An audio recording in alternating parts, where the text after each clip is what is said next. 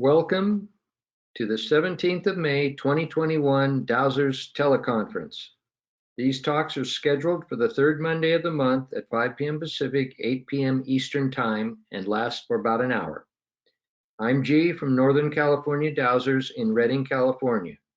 Jeanette and I will be joining your host, Sherry Hope, for tonight's program, featuring part 3 of Roxanne Louise's talk, Dowsing on Health. This will be recorded and edited by Susan Spooler of Boston Dowsers and available at ASD's website under the Members Only section. I'm now turning the program over to Sherry Hope.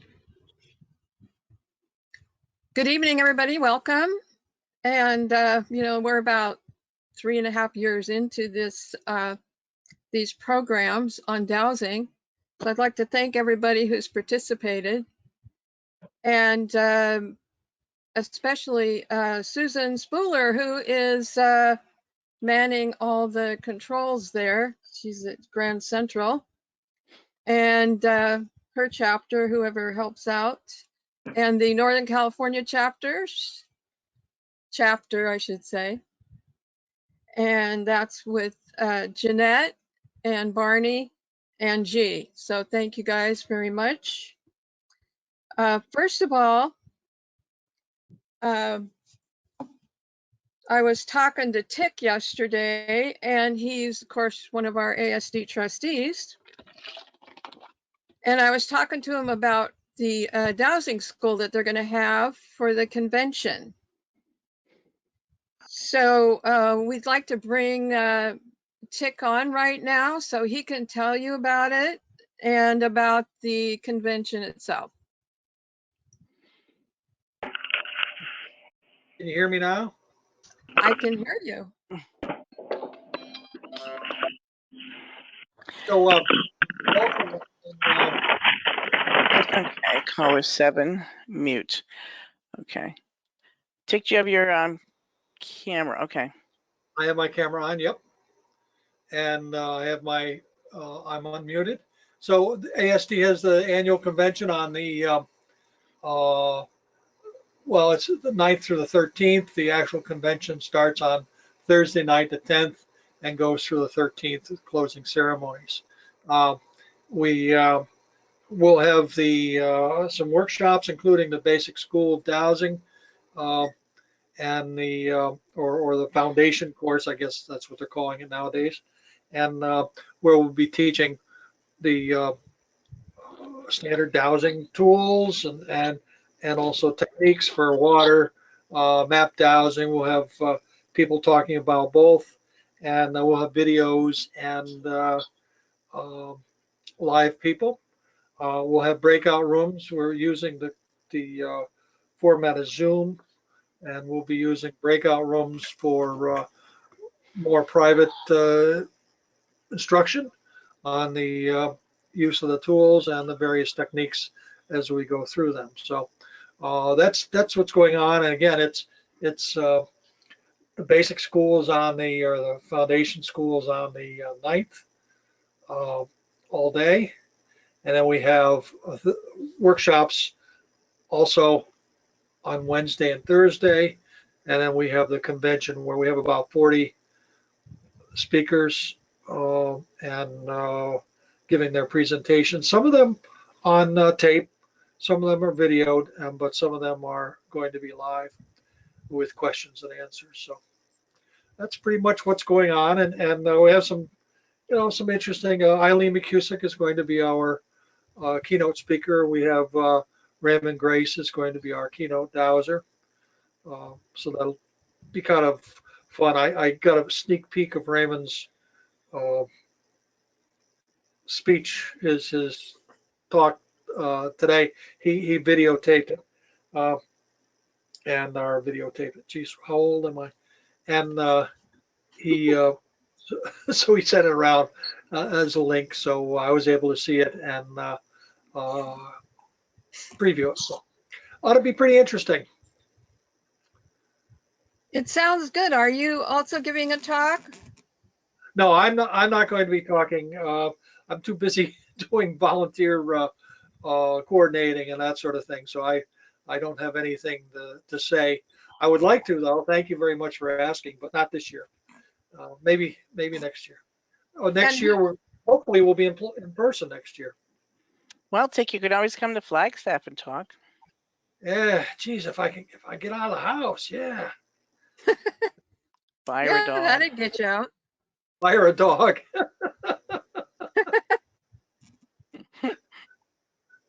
All right, who's teaching the foundation course? Oh, Joan Reed and myself. Oh, okay.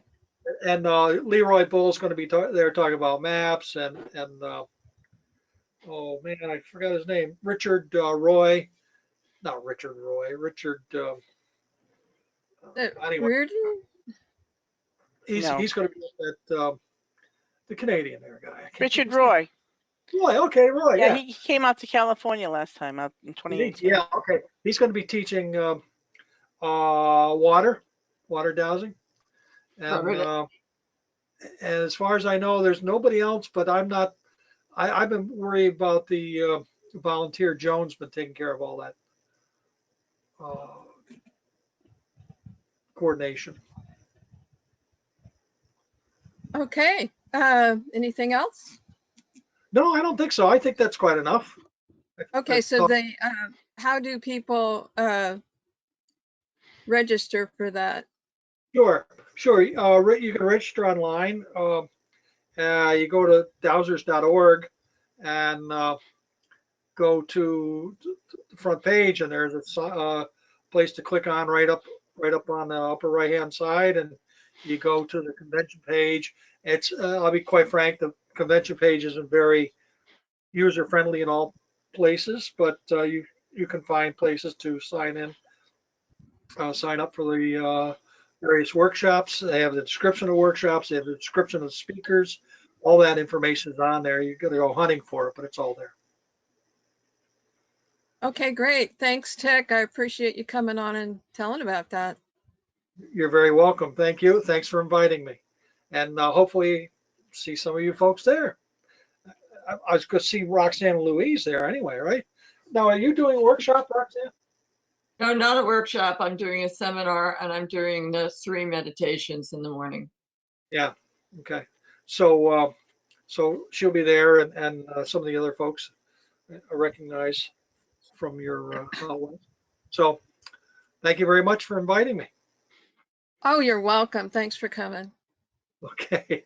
I'll mute and shut my video off. Okie doke. Okay, so those of you who have been here since the beginning of the year know that at the beginning of the talk, we always have Margaret Van Land Martin draw a card for the month, and she'll tell you all about that in a couple of minutes. Margaret is a psychic. She teaches psychic classes in Chico, California. She belongs to the Gold Country Dowsers, and I've known her since she came to one of her first meetings at the Gold Country Dowsers about 20 years ago. So we've known each other for a while, and I highly recommend Margaret and her classes, and she can tell you a little bit about that. So I'm going to turn this over to Margaret Van Land Martin now. Welcome. Thank you, Sherry. And yes, I love Gold Country Dowsers, and I loved taking the class and learning. And so I am so happy to be able to teach and help other people develop their psychic abilities. Hang on a second. Caller 8, please mute yourself. We're having technical difficulties. Hang on a second. Caller 8. Mother of God. I don't know what happened. I know it's caller 8. Hang on a second. I got him. Thank you. I'm sorry about that, Margaret. Okay. It's never a problem. Thank you for what you do, Susan, to keep this flowing. Caller 9. Okay. So because we always have this call in the middle of the month, I do want to share the tarot card for May because we still have plenty of May. So May was the 10 of batons, and it is a card about obstacle, hypocrisy, difficulties, intrigues, treachery, and separation. What is happening in the month of May is the different belief systems are running amok, and no one is willing to listen and or hear someone who has a different belief system. It leaves the feelings of our inability to trust others, and that includes family members and friends. And then we're being separated by our ideals and beliefs. Our separation is causing difficulties and intrigues and separating us even further. It is hypocritical to point our finger at another for something that we are also doing. So please, in the month of May, could you try to be nicer to other people and realize that just because there's a big chasm between us, we don't need to be pointing fingers back and forth. Here comes good news. In June, our card is going to be the One of Swords. This card is about beginning, conquest, great determination, activity, strength, and triumph. We are the only ones who can make changes to make the world a better place for us all to live in. What do you as an individual want to do to make your life better? What is your first step? How do you start? Right now, with determination, you can take on your new conquest and know you will be triumphant in your endeavor, especially if you want to do an undertaking that will help the planet and others have a healthy, happier life.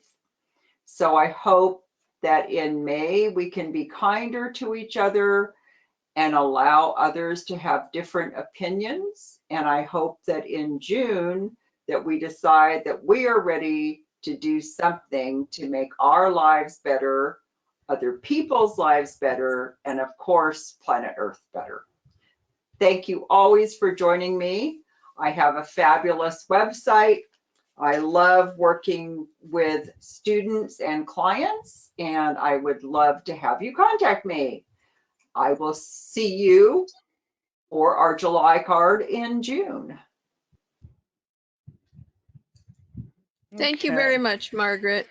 Thanks. It's always fun. It's always a surprise what our card's going to be, and I'm always happy when they're more pleasant. So, yay! We're coming up to a pleasant. Great, thank you. Okay, we have a few more announcements. And Jeanette, would you make your announcements, please? Thank you. Yeah, if I just wanted to put a plug in for tomorrow night, ASD at 8 p.m. Eastern Time. Jamie Westrom's going to talk about enhancing and protecting your biofield. So go ahead and register with ASD. You can go to the website and get the link. I'll also put that in the chat line. And for those of you who know Leroy Bull, Outside Online Magazine came out with an article of him dowsing. I'll also put that in the chat line. And save next Monday, next month in June 21st, Jeannie Geringer will be joining us as our guest speaker, so please mark your calendars. And of course, the Flagstaff Dowser Conference, make your plans now as people are already signing up. And I don't know if Susan, you want to speak more onto that, about that, and I'll put the information in the Sure. chat. Thank you. Yep. Thank you. Dowserssouthwest.com. The speakers are there. You click on their picture and it'll tell you what they're talking about, their biography. You could register online, and we have ultra early bird specials at this point. So if you sign up between now and June 15th, it's $280. From June 16th until August 26th, it's $299. And after August 27th, it goes up to $360. For the 3-day conference, we're having beginner school and advanced school. At the end of the conference, we are having half-day workshops, and then we're having a couple of field trips in the Sedona area. So we look forward to seeing everyone. And also the gala dinner, Gladys McCoy is our keynote speaker. So looking forward to seeing everyone. Thank you. Roxanne, if you want to turn your camera back on. Sure. Okay, thank you very much, Susan. Thank you. Okay, so as Jeanette said, next month, which is going to be June 21st at 5 o'clock Pacific time, 8 o'clock at, I keep saying Atlantic, but it's not Atlantic, it's Eastern time. We're going to have Jeannie Geringer. She lives in New Mexico, and she's going to continue our series on having a successful dowsing experience. So we'll give you more details on that later. You can get the information at dowsers.org, and also I've got a page dedicated to the Dowsers teleconference on my website, sherryhope.com/dowsers-teleconference. Okay, so today we have Roxanne Louise, and this is a third in a series of talks that Roxanne is doing. Today she's talking about dowsing on health. Excuse me. Okay, so you know that Roxanne is a past president of the American Society of Dowsers. She's a former board member, and she's conducted over 47 educational teleconferences for ASD, and some of these she's also done for us. Thank you very much. So this evening, Roxanne is going to be sharing her dowsing methods on healing. Hold on a second. Health. And you know that this is for like demonstration purposes only, and that you can douse for yourself, but it's best to consult your physician or your healthcare worker about anything medical. So I'd like to introduce Roxanne Louise. Thanks for coming, Roxanne. Thank you. Glad to be here. All right, so as you see from the slide, you see Humpty Dumpty right there, and the fairy tale goes, Humpty Dumpty sat on a wall, Humpty Dumpty had a great fall, all the king's horses and all the king's men couldn't put Humpty Dumpty together again. So all these stories from childhood had a moral to them, and the moral to the story is that it's easier to prevent a problem than to fix it once it occurs. So we're talking today about what is health and what is healing. The root meanings of the word health, whole, and holy all come from the same Anglo-Saxon word, which is hal, H-A-L. The word healing is derived also from that same root and means to restore a state of wholeness, soundness, or integrity. I think it's interesting that it mentions integrity, because when someone is out of integrity, it is a stressor. That person knows they're out of integrity, and sometimes the stress is being found out, or the stress caused by disruption in relationships. So that's interesting. Yes, integrity is part of health. And then in Middle English, physical health also meant prosperity, happiness, welfare, preservation, and safety. And this is also interesting because if you are poor, you are undergoing a lot of stress, you're probably not eating very well. If you are in fear because you don't feel safe, that again is a major stressor. So when you think about health, the approach to it requires a comprehensive plan that encompasses every facet of your life. And so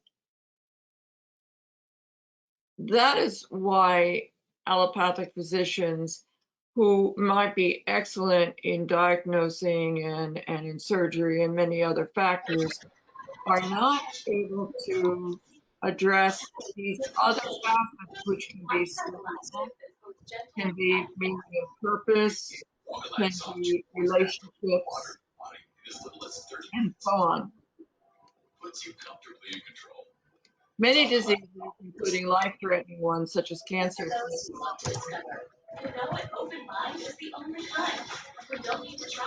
Just a moment, we're having technical difficulties. We're in the process of muting. Thank you so much, everybody. If Ms. Mahaney, if you can mute, perfect, and turn off your video. Thank you so much.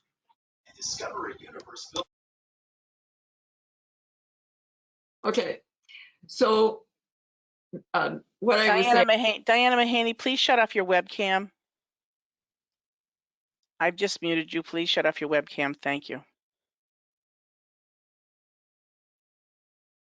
If you're looking at how to turn off your webcam, just move your cursor and your mouse will populate something called camera, which is next to the mic. Perfect. Thank you so much, everyone. Okay, so going on. Many diseases have been active in the body for years before you know what's going on. And so healing is not as simple as take a pill or do the surgery. It's addressing years, it's the natural consequences of years of bad habits, poor diet, stress, unresolved issues, judgments, emotions, conflicts, etc. And so all these things have to be addressed. And it starts with, first of all, a commitment and a willingness to change. Nothing happens unless you are willing to change. As you'll see later, Carolyn Mace said people are more afraid of changing than they are of dealing with the problem they have. And another colleague of mine said that when someone is fearless in their willingness to change, then real progress can occur in their health. Going on. So other factors that are involved include adequate amounts of sleep, deep breathing. Next slide, Susan. Breathing clean, fresh air, drinking adequate amounts of clean water, reducing EMFs and geopathic stress, creating and maintaining supportive relationships, elimination or reduction of mental and emotional stress, healing unresolved trauma and issues. I can't tell you how important that is. Switching from negative judgments that are creating detrimental emotions, the integrity, as I mentioned, honesty, balance, harmony, a feeling of safety, security, having a connection to something bigger and beyond your personal ego, joy, happiness, meaning, and purpose. Now, one of the, Susan, if you'll change or scroll up, please. One of the people that lived here in the area was Leonard Orr. He founded Rebirthing and worked with yogis that claim to be 300 years old or more in the Himalayan mountains of India. And Leonard would say is that you have a life urge, but you also have a death urge. What is the death urge? The death urge is that you get so frustrated that you don't want to be here anymore. So meaning and purpose are what keep you alive. My father had 3 heart attacks, and during the first one, he went through the tunnel of light And he was asked, "Do you want to live or die?" Well, my father had been a widower before he remarried my mother, and then I was born. And because he understood the pain of losing a spouse, he didn't want my mother to go through that. And so he chose to live, and boom, he's out of the tunnel and alive, conscious again. He went, so having a meaning or purpose. My mother had ovarian cancer, which is very dangerous, has a low prognosis, but she was so intent that she had to live for my father. And so her cancer went away. Now, she did have medical treatment too, but there was no recurrence of something, as I said, that is a very dangerous form of cancer. So when we talk about all these other factors, as you can see, there's no physician that can remedy them. They're not educated to do so. They have a specialty, and very important specialty, but for all these other things, you either have to work on them yourself or seek additional help of a different kind. So you have to commit yourself to address the bigger picture of balance in all areas of your life. And this is your responsibility to do. Susan, next slide, please. So here are some things you can douse out. I find it really helpful to work with a percentage chart, and rather than just dousing yes or no. So you can douse out which category is the place for you to start. Once you find the category, then you can do some research, and online has tons of lists of things for you to, you can simply scroll through. You can work, you can douse right on the on screen by putting your non-dominant hand up on the page, and douse with the other finger, and say and scroll your finger down slowly until you get to go into a yes position, and then you know that is one thing that you have to work on. So as you can, if you want to do it now, just put your finger on that page where it says diet. Do I need to work on this? Yes or no. Do I need to work on allergens? Yes or no. Vitamins? Yes or no. Exercise? Yes or no. And you can just scroll down that page and see what you have there. Susan, would you go to the next sheet? Yeah, this is where you start getting them, and there's more. So go on to the next page after exercise.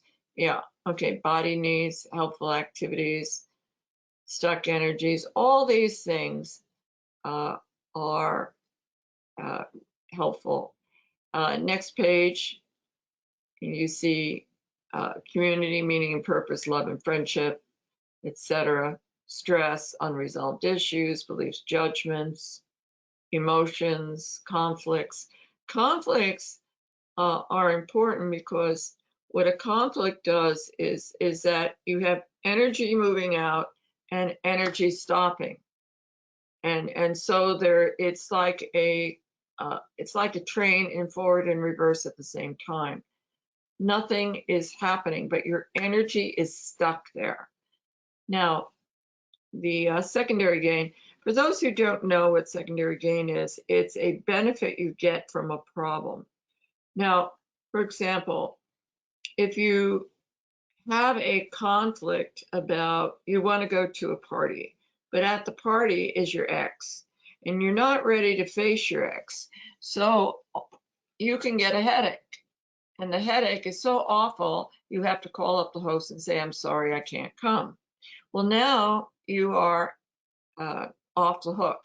A tip off for secondary gain is when you actually feel relief because of the problem. So you feel a sense of relief that this headache, as bad as it is now taking care of the stress over seeing that your ex. So that is something.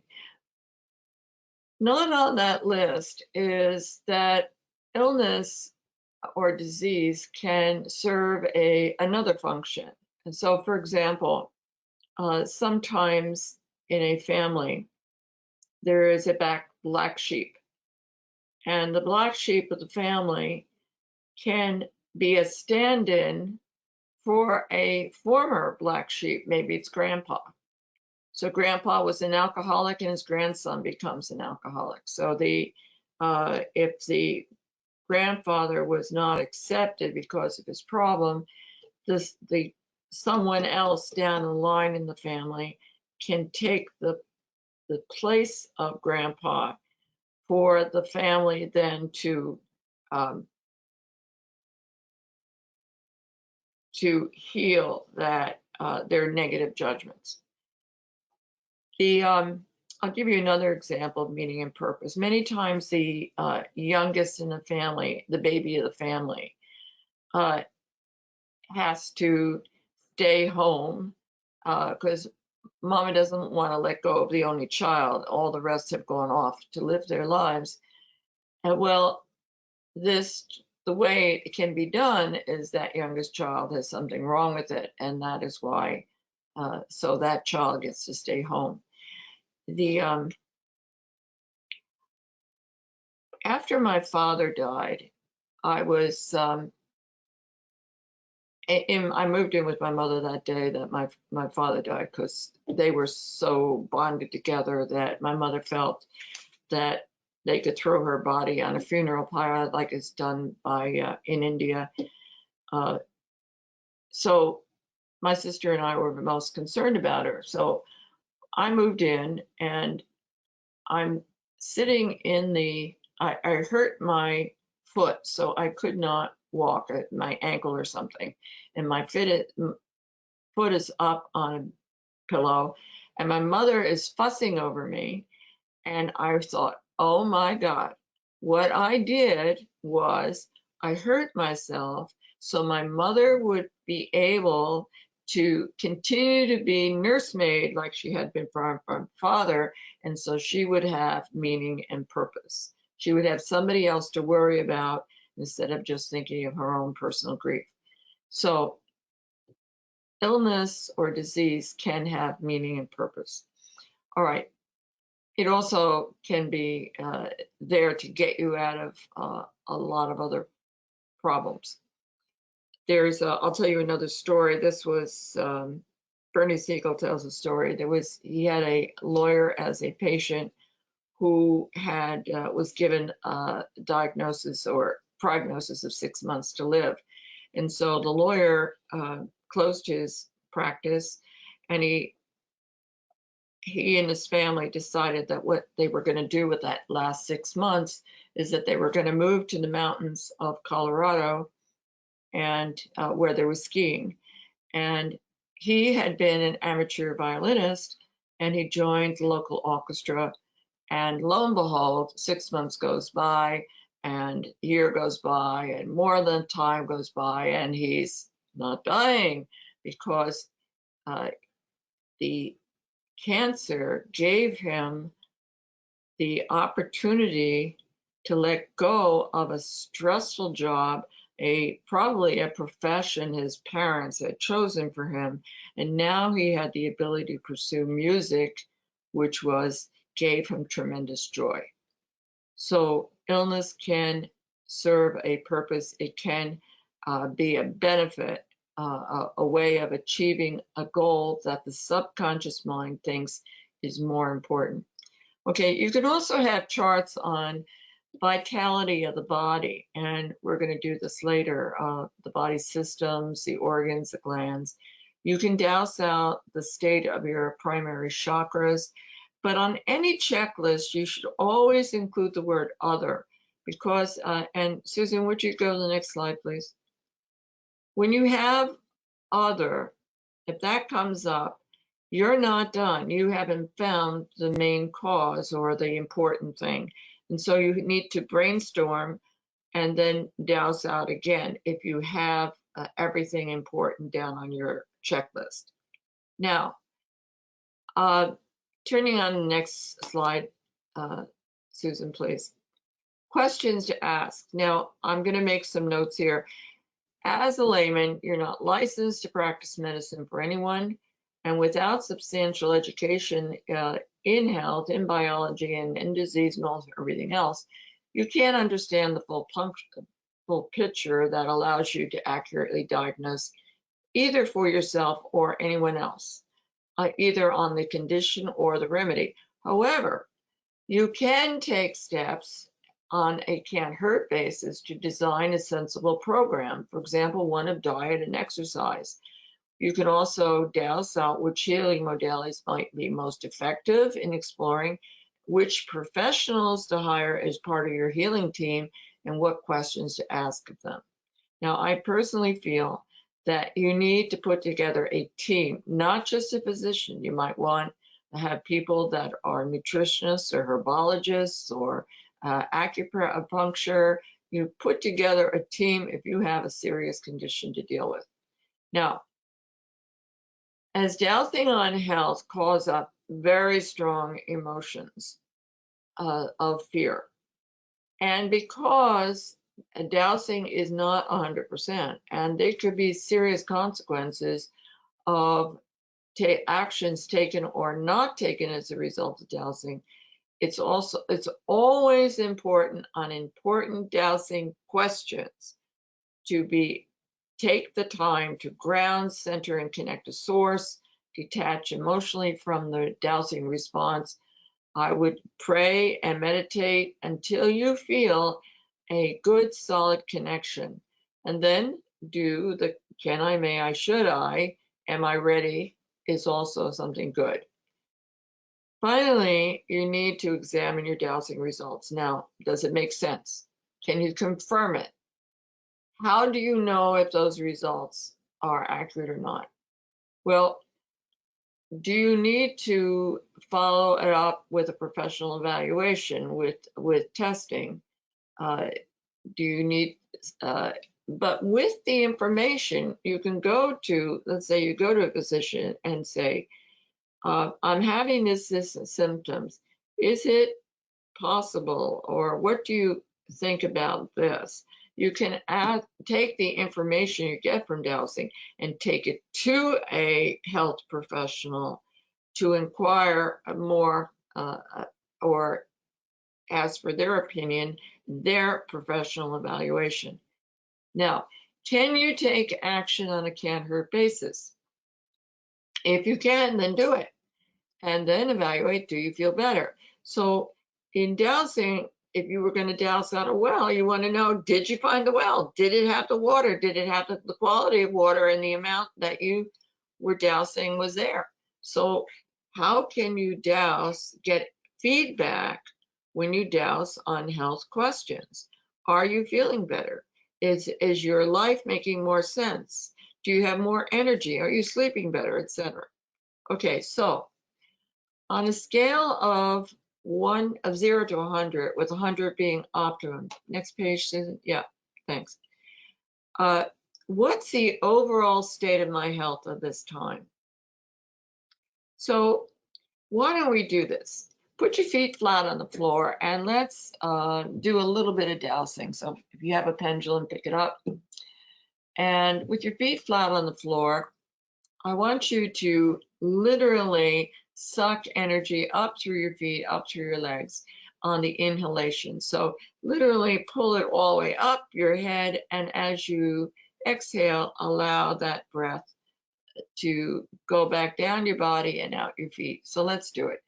Breathing in, sucking energy up through your feet, up through your legs, up through your torso, up to your head.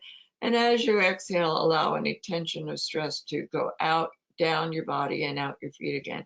Do a few rounds of that as I'm talking until you feel tingling in your legs and your feet. You feel grounded. You have to come from a place of dowsing, and you have to come from a place of strength. You have to be fully here and present. Okay, so now that you've done that, allow your mental chatter to, I see it as kind of static in the energy field around me. And I can press, and I think bringing everything into a narrow line, which is, what am I doing? What is my intention? So centering to me is letting go of all the noise and just focusing on my intention. Then I go out my crown to connect to the source of all that is. The greater consciousness system.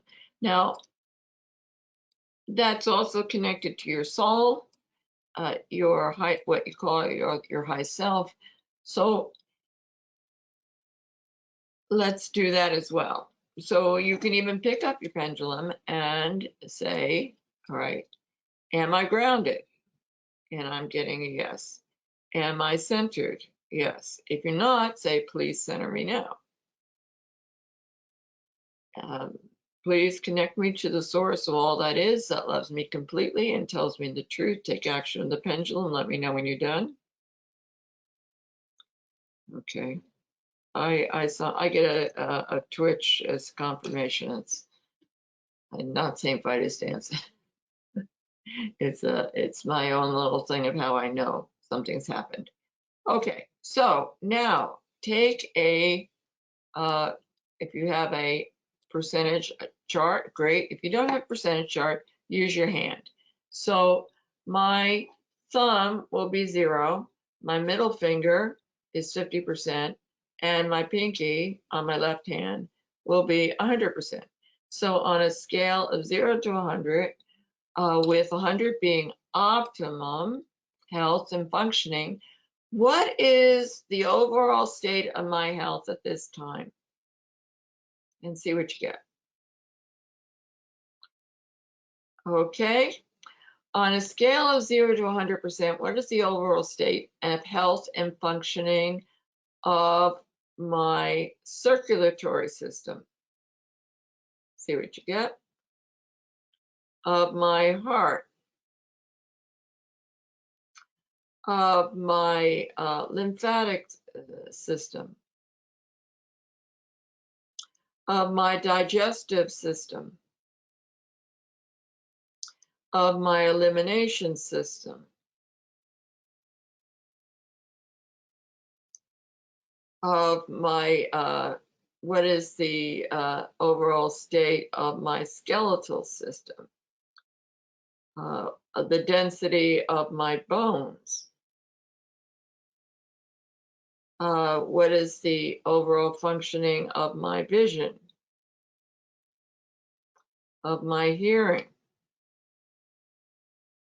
Of my taste?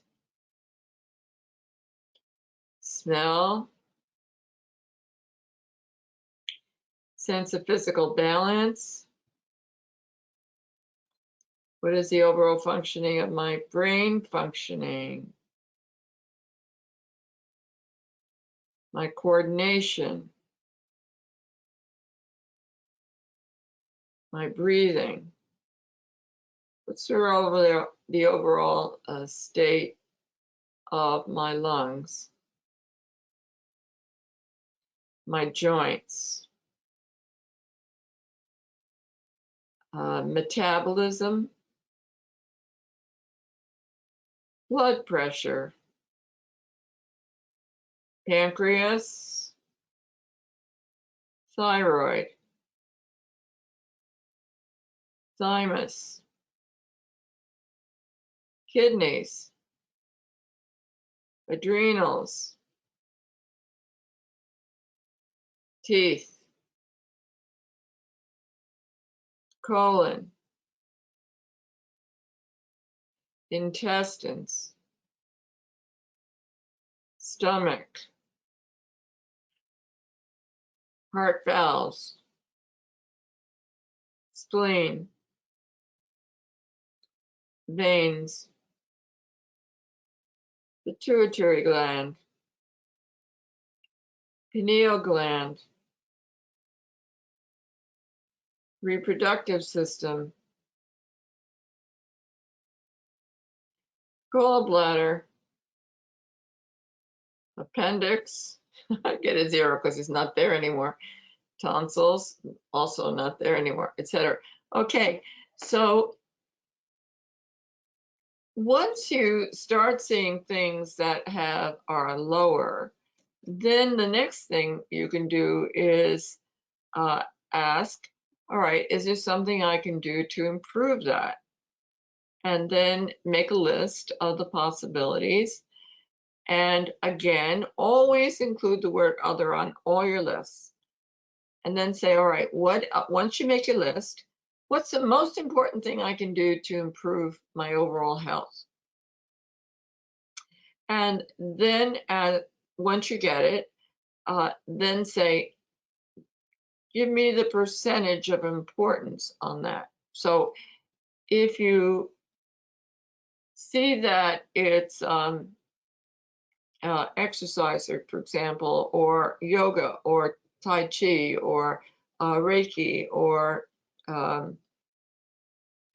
eating more green vegetables, whatever it is, you want to know the percentage of improvement that you can potentially experience by doing that. Now, one of the other things is, as you see there, and give me the next slide, Susan, please. I ask you, what's the weakest link in my body?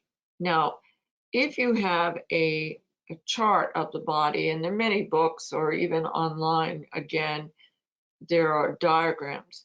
So what is the weakest link in the body? Where is it? The reason why you ask that is that the body always breaks down at the weakest link when there's sufficient stress. Now, your body doesn't break down unless you do have that excess stress. The people I have listened to will say your disease is not caused genetically. You can have a genetic propensity to something. For example, alcoholism. You might have alcoholics in your family, one of your parents, or maybe both. But you can't become an alcoholic if you don't drink alcohol.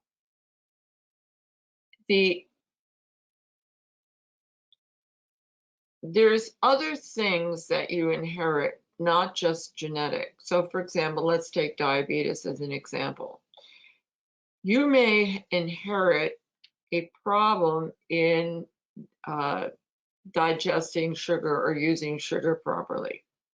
You may have a weakness in your pancreas already. But there's more than genes that you get from your family. You get habits, dietary habits. What is your family serving you? Are you getting rice and beans and plantains? Or are you getting lots of vegetables? So it's diet that you get from your family because they're feeding you. Ways of cooking. Do they cook in grease and fat, and how are they cooking? One of the name is out of my mind, but there was a dentist whose son died because a root canal led to a septic condition. And after his son died, he went looking for the answers to good health. And he went all over the world and he looked at who had really good teeth and good jaw structure, what were they eating, and how were they cooking. And he founded a organization it's actually in Northern Virginia that was able to pinpoint the dietary things that led to not only good health, but good teeth and lack of cavities, regardless of any kind of hygiene. So people could have green stuff growing on their teeth, and still no cavities. So it was diet and the cooking. So he, so it's not just genetics, it's other things. The other things that you get besides dietary habits are habits of emotion. Are you taught in your family to express your emotions or hide them? Is it allowable to be angry or not? Are you constantly repressing your feelings? That by itself will have a tendency to go to certain diseases as opposed to others. So you inherit habits of diet, exercise, mental and emotional thinking and judgments, as well as emotional responses. You do all of that from your family. Okay. So, is there something you can do to strengthen? What's the next weakest link? Do you have any current problems in your body? Indicate where. Is there something that you can do to rectify or help rectify this situation? And then you can research some possibilities and douse out. Now, years ago, I had a dream. And, well, of course, I had many dreams, but this dream was I had a van, a new minivan, which I did in real life. I did have a new minivan. And these men in white overalls were laying cables along the midline of my minivan, and it was attached to an electrical pole. And then they went off and they stole my minivan. And with this, I woke up and I started dowsing. I said, okay, is somebody going to steal my minivan? No. Well, okay, am I going to lose something? Yes. What am I going to lose? Oh, mobility. I'm going to lose my mobility. Okay. But it's not through my carving zone. No. Okay, I'm thinking midline. That's the spine hooked up to electrical. The dream was telling me that I was likely to get MS and lose my mobility. So that got my attention. And of course, I asked, is there something I can do about it? What were the causes? Well, it was emotional stress. So I doused through my book on mental and emotional issues. I found the ages that I needed to look at. I found the issues. I found the emotions. I found the relationships, who it was with. And I worked very diligently to get rid of all the stressors that were indicated on the checklists and charts I worked with. And that's how I started writing this book for myself and my clients. And which means as you work on yours, you can write your own book. Okay. So after 3 months, I asked, okay, what is the percentage now? Well, the percentage had gone from very high down to 30%. And I asked Spirit, okay, can you take care of the rest? And I got a yes. So with that, I put my pendulum down. I just put my feet on the floor and I closed my eyes. I literally felt a physical hand on my spine, shoving me ramrod straight.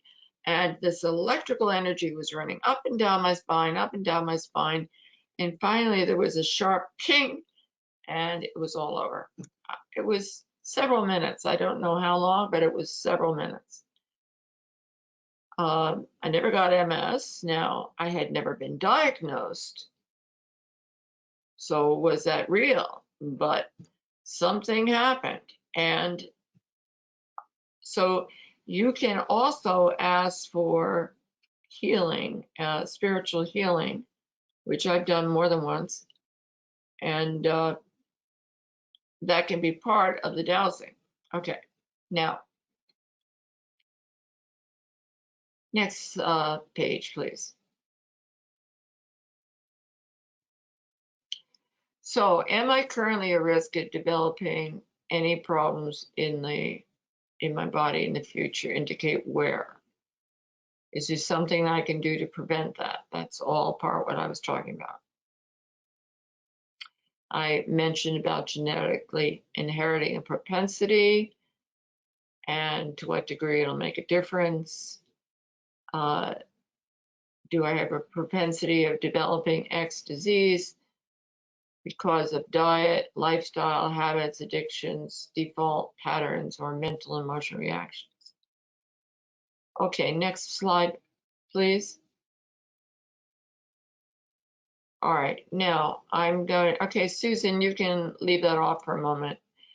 I have, you will see at the end when Susan goes back to it, that there are a whole lot of other articles I've written. I've listed 15 articles for you, for your, that you can, on the topics. Okay, so I'm going to pick some other things up from these other articles I've written. Another thing that can affect health is karma. Now, I believe that karma can be canceled when you have paid the price, when you've learned the lesson. So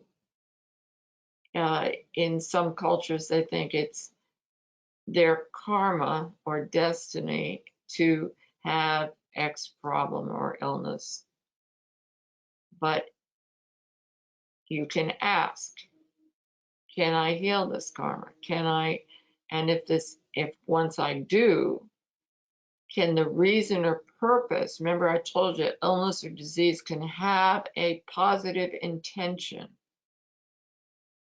Once you get the lesson, you pay the symbolic price, if it's karma, can you then be let off for good behavior? Now, illness can also be part of the life path. Take Joe Dispenza, for example. Joe was already a chiropractor, and then he was in a triathlon, and he was riding a bicycle up a hill, and he was waved on by a police officer who had his back to the oncoming traffic and didn't see that there was a SUV coming around the corner. It knocked, it hit Joe, and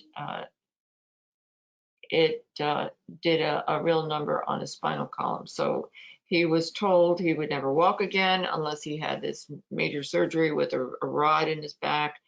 The rod in the back would probably cause continuing pain. And they told him what he could expect from the surgery. And he thought, not such a great thing to do. And he said, all right, I'm a chiropractor. I know how the spine works. And so he said no to the surgery. And what he did, since he couldn't move, he was face down in the hospital bed. He went through vertebrae by vertebrae to rebuild his spinal column. And each time he started doing it, his mind would get distracted and he'd have to go back to the to the root chakra and start to work up from the coccyx bone up. Well, finally, he was able to get all the way through and rebuild imagine rebuilding the spine all the way up to the top. And that's when changes started to occur. And in short order, he was back working as a chiropractor through his mental imagery. Now, some of you know that I went into anaphylactic shock from shellfish 20 years ago, something like that. It was after 9/11. And I was just lying there imagining my throat muscles opening. Now, as a classical singer, I knew how to open up my throat so that the high notes could come out. And singers literally vomit their high notes. In other words, the same sensation. The only time your throat muscles relax open is when you vomit. And so you have this over at your throat, a lot of the high notes come up. So I was doing this, literally opening, because my throat had squeezed shut and it was very hard to breathe.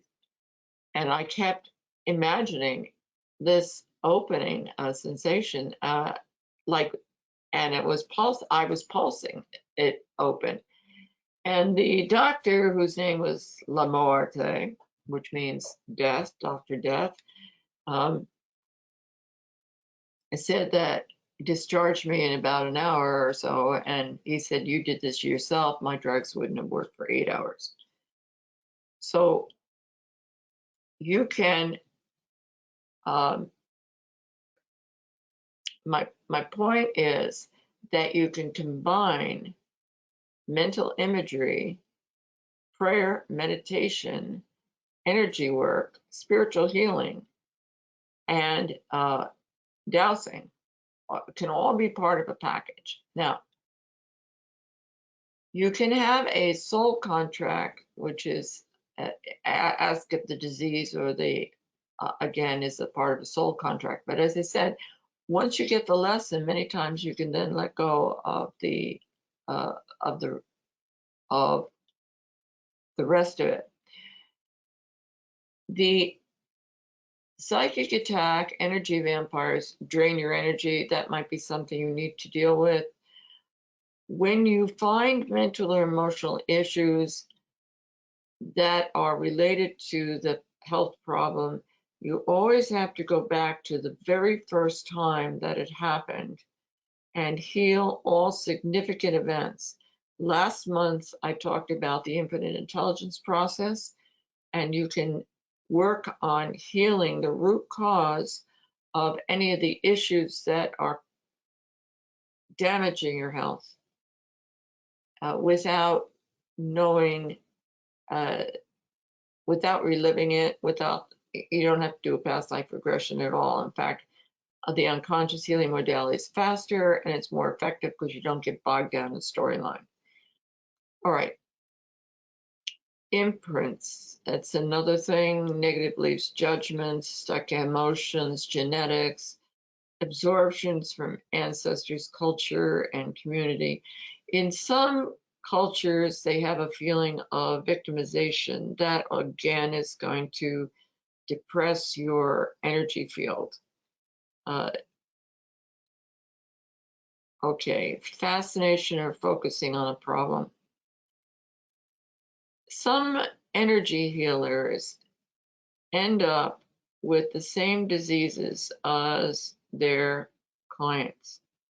And I think that when you're always focused in on a problem, you're picturing the problem. As you're picturing the problem, guess what? You can create it, you can take it on. In Reiki, we have a system where you then have to turn the problem, you let go, you give over the person into God's hands and keeping. You need to release.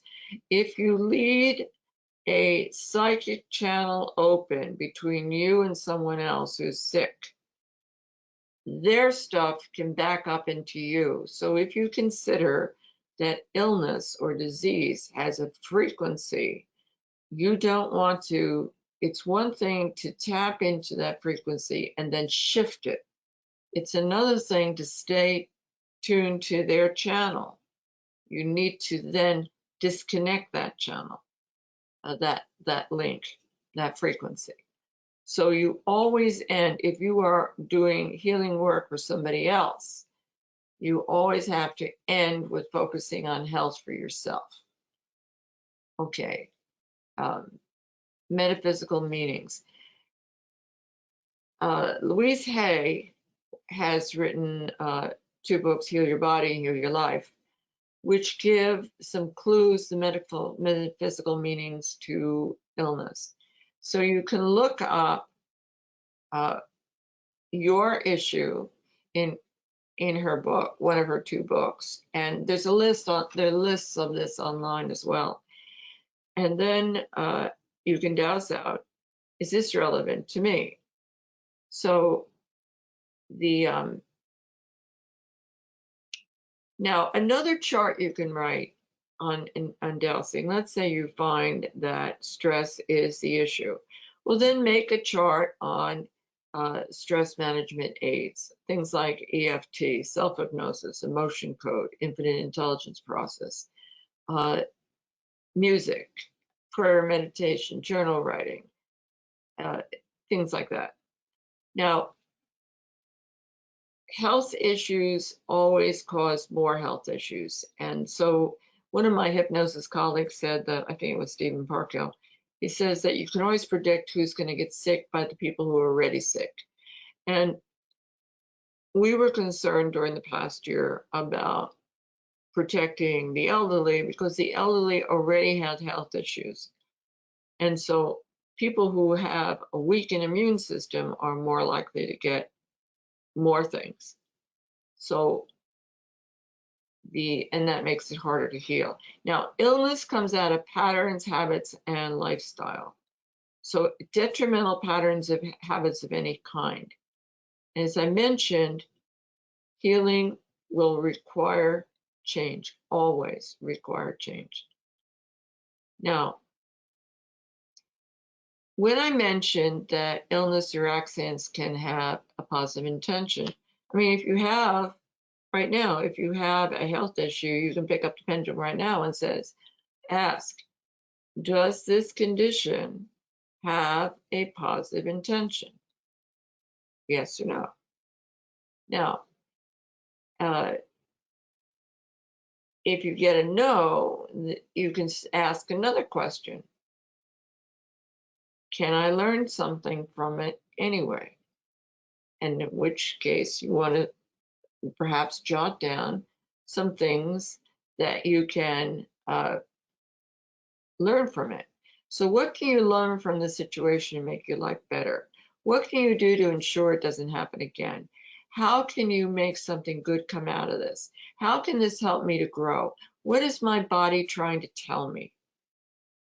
So is your body trying to tell you to slow down? Is your body trying to tell you to take a break? Is your body trying to tell you that job is killing you? What can you learn? What is your body trying to tell you? Now, so in hypnosis, we have something called Gestalt dialogue, where you put the problem in the chair in front of you. So I had a famous, not quite famous, but she sang as a soprano solo opposite Pavarotti, so that's pretty good. So this opera singer gets lung cancer. Of all things, lung cancer. How could a singer who never smoked, whose husband never smoked, get lung cancer? Well, I said, okay, what were you doing about 6 months before you got cancer? Well, my husband and I separated, and I went to my high school reunion, and I hooked up with my former boyfriend from high school. And he talked her into moving in with him, and they had an affair.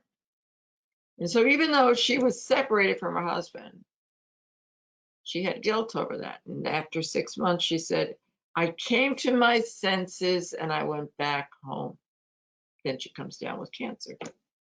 Remember, I said guilt will cause for punishment.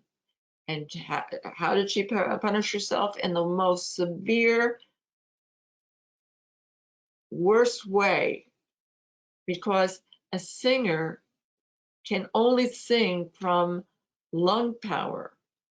And she was known, she was especially prized because she was able to have her breath go on and on and on and on and on and on and on and on. She could sing phrase after phrase and not take a breath, not take a breath, not need to take a breath, not take a breath. Oops, there I have to take a breath.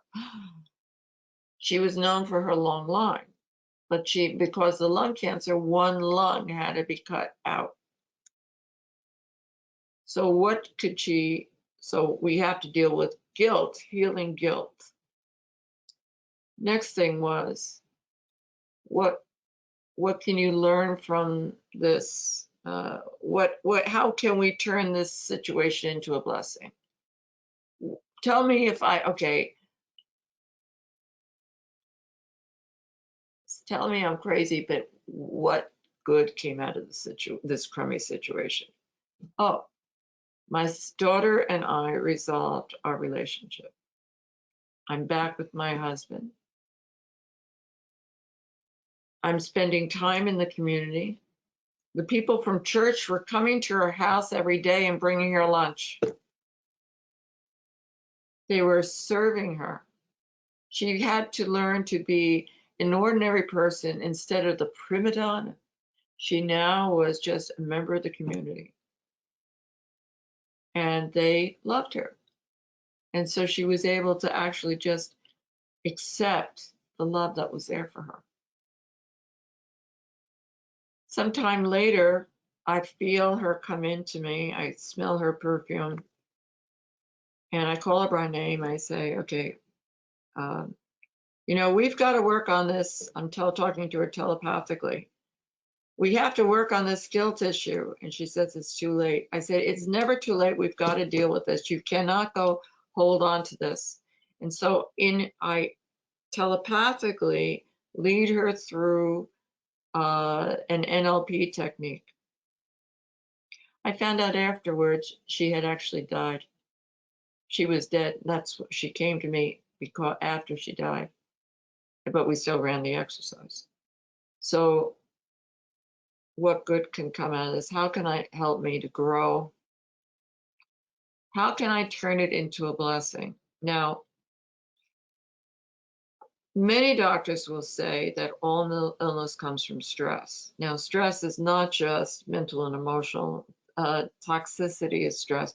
A stressor is anything that takes energy out of your system. And by the way, illness is a bounced energy check. So the approach to healing is twofold. And so where can you start with, Dowsing? How can I get more energy into my body? And how can I stop energy leaking out? So with a checking account, you have to have money coming in to cover all the expenses going out. So how can I get more energy coming in? And how can I stop energy from just leaking out?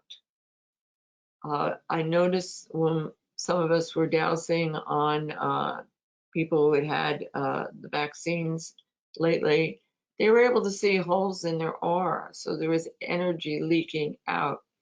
So you want to plug any holes that are leaking out of the body. And you can actually douse over a body chart and say, are there any energy holes in the aura? Please indicate, and have it douse over the frame as to where that might be. Okay, so which came first, the chicken or egg? Where did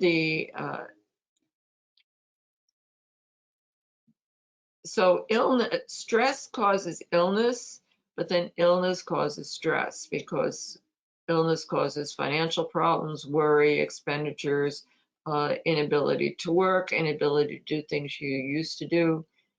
And it drains so much energy to try to heal, it's not available to protect you from other things.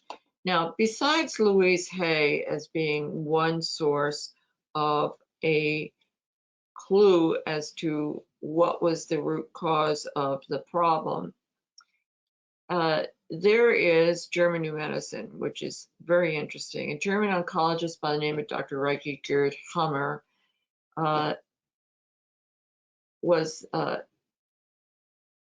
his son was murdered by a European, I think he was an Italian nobleman.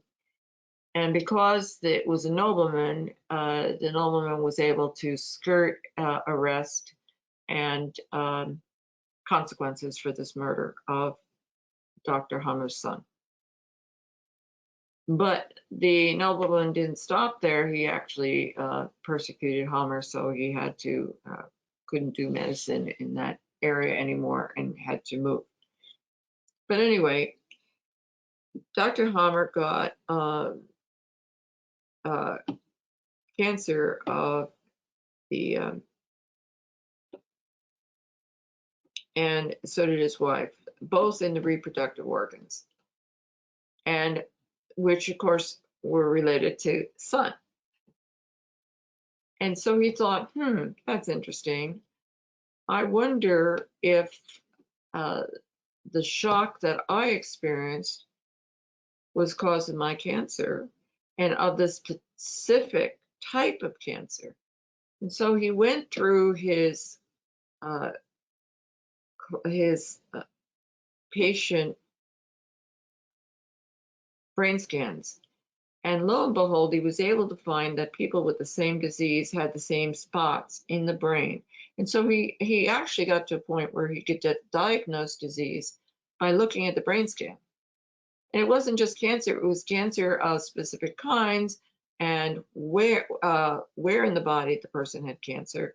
Was it on the right side? Was it on the left side? Was it lung cancer? Was it throat cancer? What kind of cancer was it? And then he got to be able to diagnose other things. So in the end, one of the articles here, I give a link to German New Medicine, and there is an index of specific diseases, and I give you that link. Okay, so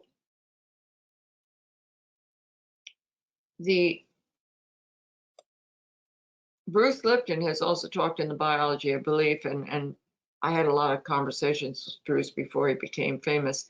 This is before he wrote his book. He said that each gene has a dozen or so expressions of which disease may be only one, and it's the environment that determines how a gene will be expressed. So how does a gene know how to interpret the environment? Well, if the environment seems scary as opposed to calm and peaceful, it's going to be very, very different. So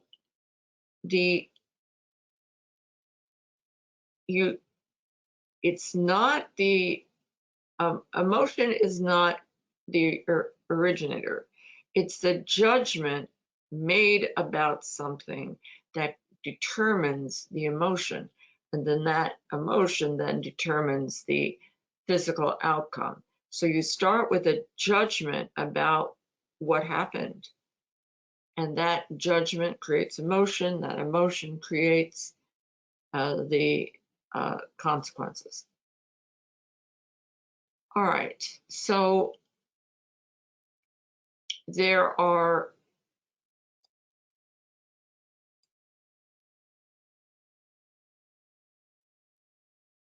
a whole field of study called epigenetics, which is something you can look into. And okay, I want to go on to this thing of choices become habits and habits create destiny. So one thing I said is that illness can come from habits of not just smoking or drinking, but habits, sleep habits, mental, emotional habits, how you handle anger habits, whether you exercise or not habits. So it's the choices you make that become a habit and then create your destiny. So that is something to start looking at and douse out. Now, Carolyn May said in Why People Don't Heal and How They Can, she said, many of us are almost afraid of healing as we are of illness. Because when a person is ill, they're taken care of. They get out of a lot of things, maybe a job that they hated, or maybe a relationship or whatever. This goes into secondary gain. But it also can become something familiar, and even if it's onerous, it's something you know. There's a kind of a law of inertia. It takes more energy to shift direction than to continue what it always done. So I'm going to wrap up in a second, but John Harrison MD who said, love your disease is keeping you healthy. He says, anybody prepared to make fearless decisions in their best interests will avoid all major illness and most minor ones as well. Carolyn May said, if healing required moving to another part of the country, changing your attitudes towards others and yourself, changing all your physical habits such as diet and exercise, being alone for a long period of time, or going on a retreat to confront your shadow, experience illness as a way of healing mentally, emotionally, and spiritually, or losing everything familiar to you, home, spouse, job, would you do it? Okay. So another thing I'll say about John Harrison, he says the person is needy rather than sick. People get ill to get what they want. Do they not get what they want? So they become ill. So question to Douse is this serving a purpose? What am I trying? What is the positive intention behind the disease or problem? And if there is, find a healthier way to solve that. So at this point, we'll go on. Susan, bring the slide back on again, please. You can read more about what I've been talking about on the list of articles. Susan, would you show the slide?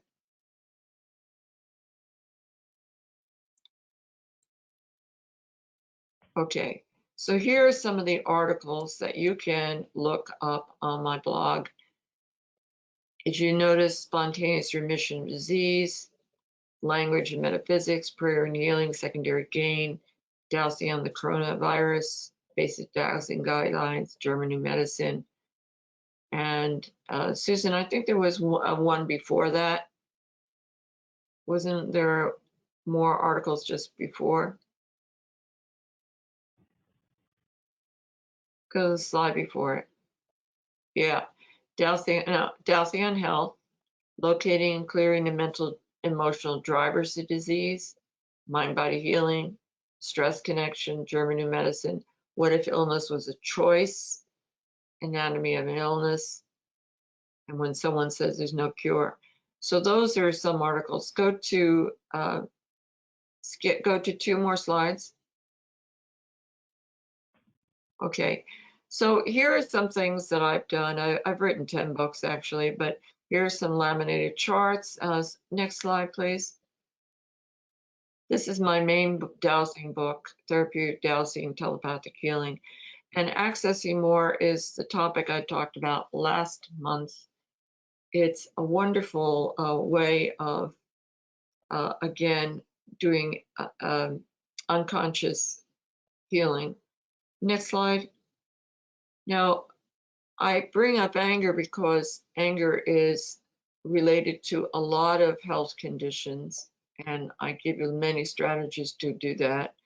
And then your unlimited potential is a whole hypnotherapy program.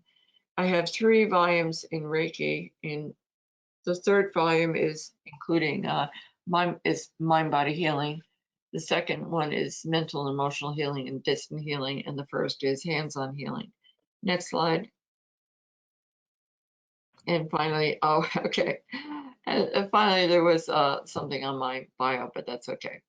All right, so if there are questions, I'll take any questions you have.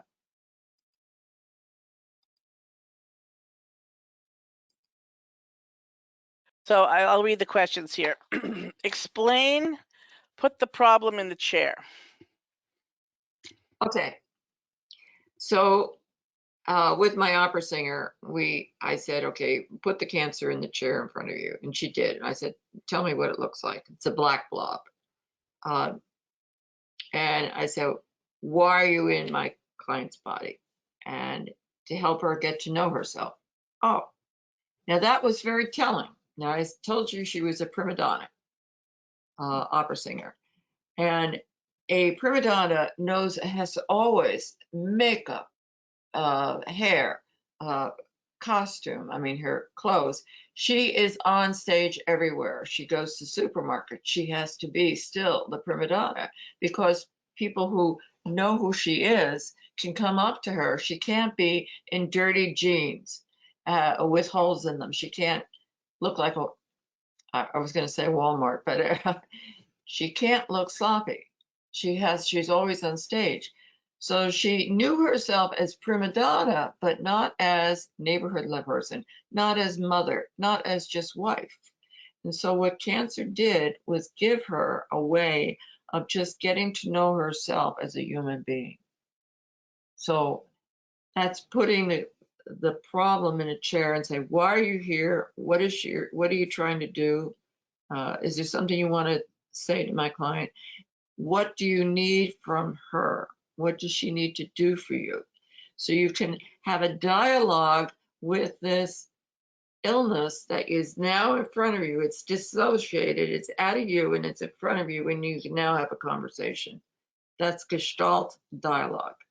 Okay, next question.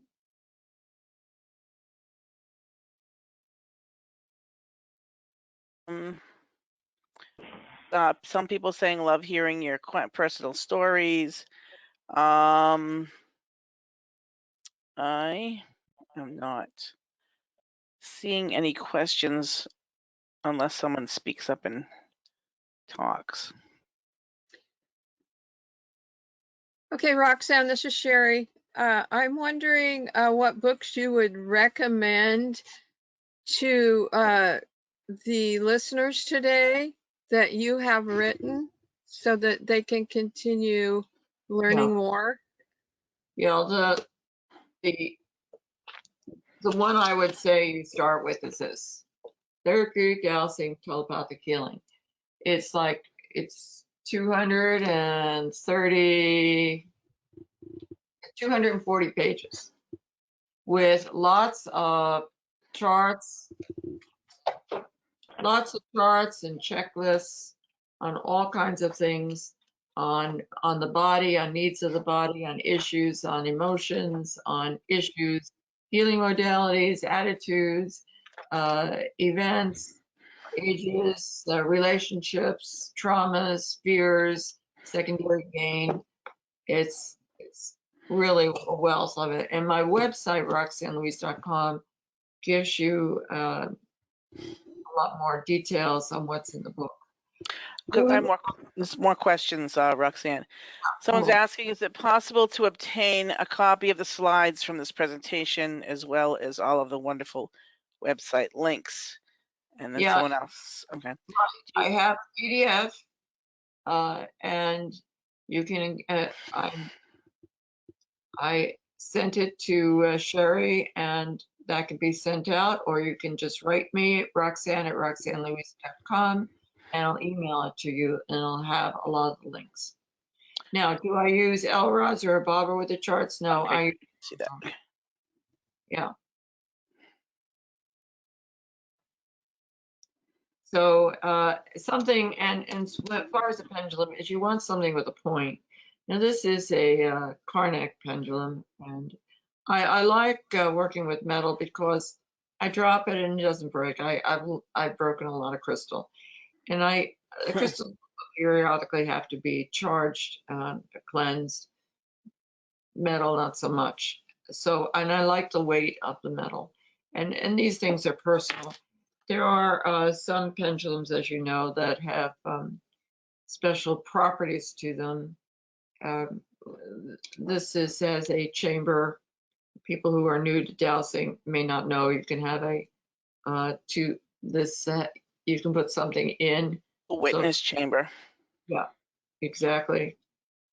And I showed some of my other pendulums, but basically, I prefer something of a certain weight. I like metal, and that's what I go with. Any other questions? Okay. Has the illness ever transferred from the patient to you? Yes. I'll tell you exactly how I picked up from. All right. My mother had ovarian cancer, I told you. So she's, what I did was I imagined my mother lying in bed. and I superimposed my etheric body over her. And then I telepathically was communicating with my mother to read my healthy body and making the corrections within her own. And I got a feeling that something had happened. And as I said, my mother never came down with cancer. She never had another recurrence. She healed and no recurrence. Some years later, she had some severe abdominal pain and she had a scare. But is it the cancer returning? So I thought, okay, it worked good last time. Let me do it again. So I'm starting the process where I'm doing having her literally, it's like a needle going back and forth. If you've seen needles on a diagnostic machine, going back and forth and reading the body. But I was interrupted before I could finish. And now her pain transferred into me. And it was unreal pain. But I was in a car and as the passenger of the car. And so, all right, if you're going to do something, you have to be able to follow all the way through. Identification is one way that something backs up, not being able to complete a process. What else? Not cutting the cords when you're done. Fascinated with the problem, focusing too much on that instead of health. You want to always focus on the person being healthy, not having a problem. Okay. Anything else?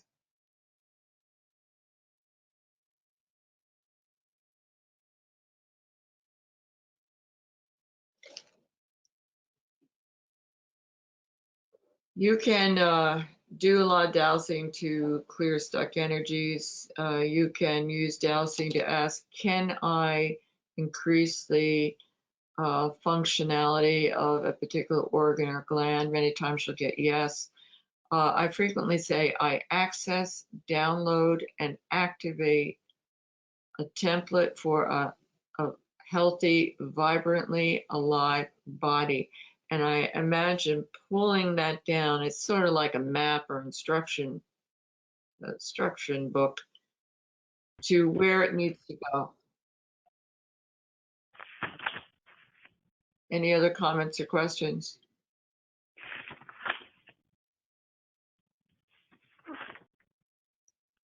Well, if you think of something after the fact, you can email me, Roxanne@RoxanneLouise.com. I'm in Virginia. You can call me 434-263-4337. I'm happy to talk to you. If we're on a short time, it's free. If we're on a long time, then some donation will be possible. And I work with people over the phone. I do not like to be a psychic reader, but I will help you talk through an issue. And the way I approach problems is to use all my skills, which includes hypnotherapy, not just dowsing, stress management tools and techniques.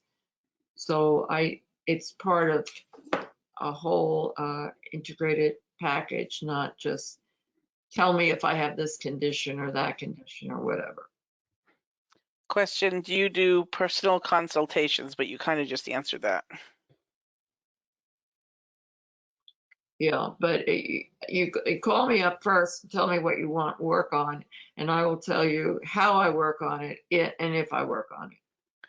Another one, in your experience, has chemo or radiation often been suggested for treatment? Well, it's suggested for other people all the time. The question is that the right one for that person at that particular time, or is there something, what are the other options? Remember, as I said, allopathic medicine is only one of many healing modalities. It's a very important part, and their expertise in diagnosing is incredible, and surgery and trauma care is incredible. But they don't have a good track record with cancer or arthritis or many other conditions. So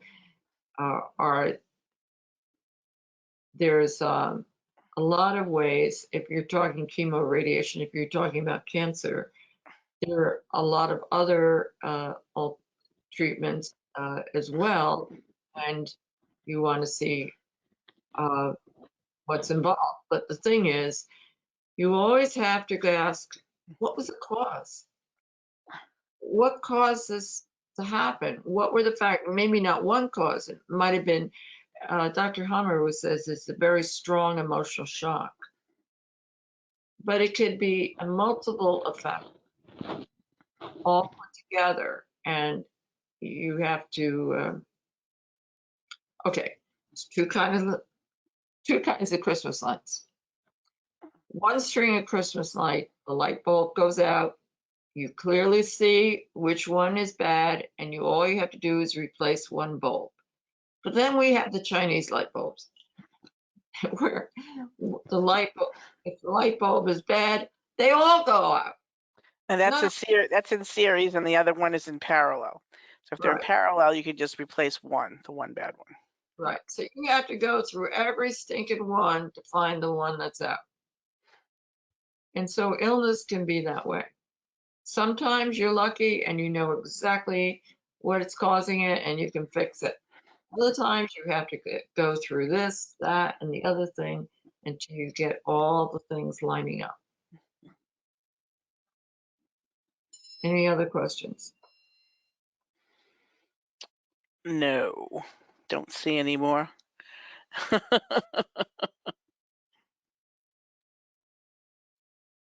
Okay. Thank you, Roxanne. Thank you so much. This has been so thorough, and I'm anxious to get your book now. And let's see, that's available on on your website? Yeah. Mhm. Okay, great. And I know that everybody probably has gotten something out of this. It's been so thorough, like I said. And right now, I'm going to turn this over to Jeanette because she has a couple of things to say. Thank you so much. Thank you for such a valuable, wisdom-filled presentation. People are saying thank you, terrific, thank you, thank you. All right. Thank you, Roxanne. Thank you, Mary and Susan, for putting this program all together. And I'm gonna, just a moment, I need to mute myself off the other line.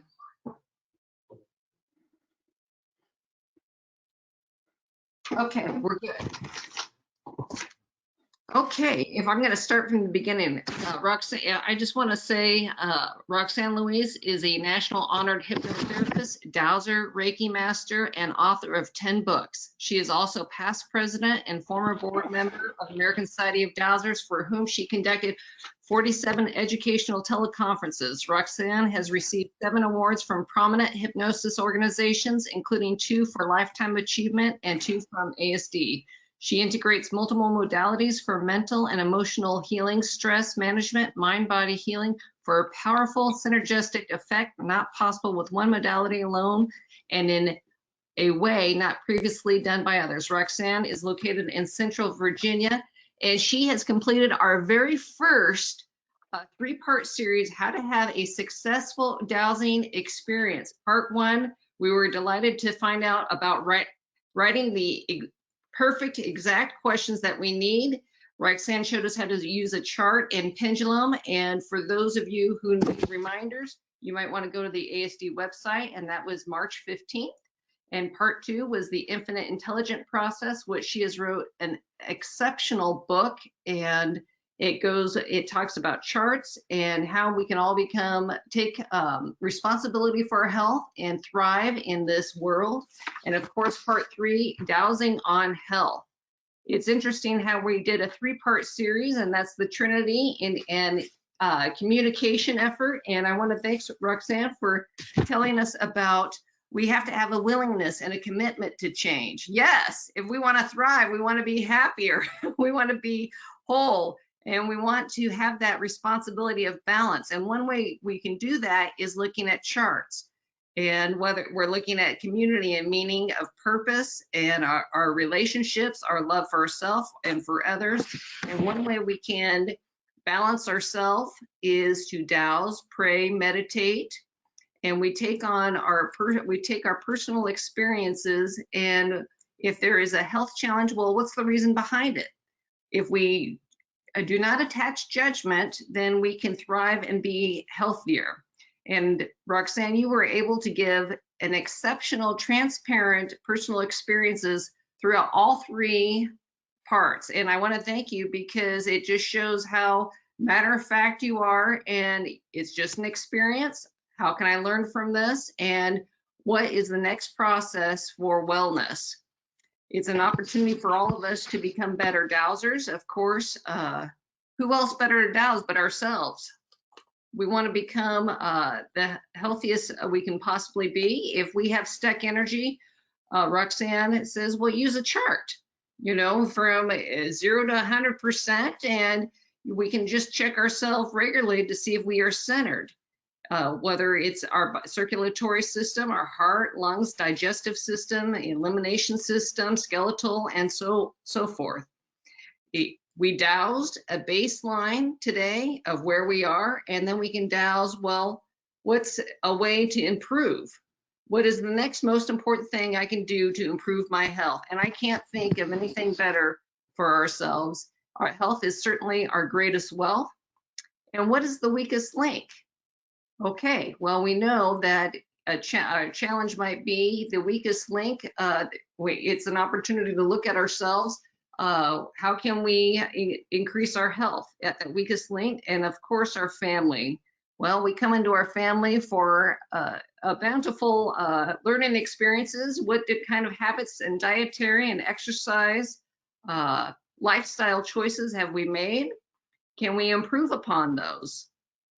There were several authors that Roxanne recommended, from Joe Dispenza, Louise Hayes, Dr. Hamner, Bruce Lipton.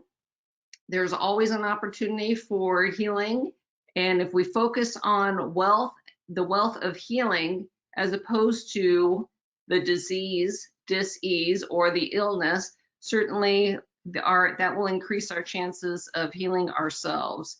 Of course, we want to encourage those to look at Roxanne's website, particularly her book, Therapeutic Dowsing, her Reiki books, and we always want to focus on the health of ourselves and for those that we love. I know there's many more things to say about Roxanne. Please visit her website, roxannelouise.com, dowsing-online.com, her blog, unlimitedpotentialhealingcenter.com. Thank you so much, Sherry, for putting this on. Susan, thanks for your excellent slides. And we love you, Roxanne. Thank you, thank you, thank you. Sherry? Thank you for doing a very complete wrap up. That's great. And I want to remind you all that we meet on the third Monday of the month, the same time, which is 5 o'clock Pacific time and 8 o'clock Eastern time. And next month, we will be having Jeannie Geringer of New Mexico. And so stay tuned for details on that. So as soon as I get them, I'll be posting them to my website and sending the information over to Lisa at dowsers.org for her to post it there. So I guess that's it for today. And thanks so much, Susan and Jeanette and Roxanne.